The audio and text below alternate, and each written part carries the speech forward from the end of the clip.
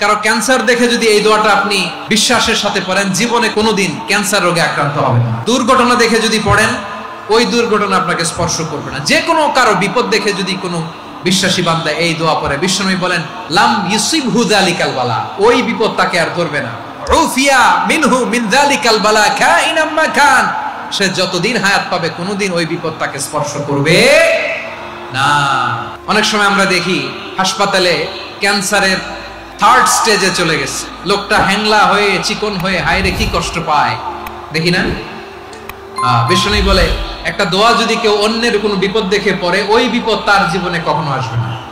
দুর্ঘটনায় মানুষের মাথা একদিকে, দেহ আরেকদিকে, ব্লিডিং, এরকম হয় না? আল্লাহ তুমি হেফাজত করো। বিশ্বনবী বলেন এই দুর্ঘটনা দেখে কেউ যদি এই দোয়াটা পড়ে, তার জীবনে সে কোনোদিন এরকম অ্যাক্সিডেন্টের সম্মুখীন হবে না।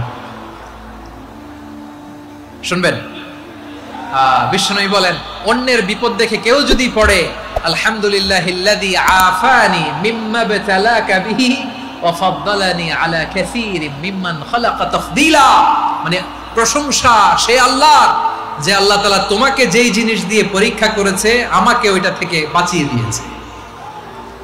তোমাকে আল্লাহ যেই বিপদে ফেলেছে আমাকে ওই বিপদ থেকে তিনি মুক্ত রেখেছে, আর তার অনেক সৃষ্টির উপর আমাকে তিনি প্রাধান্য দিয়েছে। সুবহানাল্লাহ পড়েন।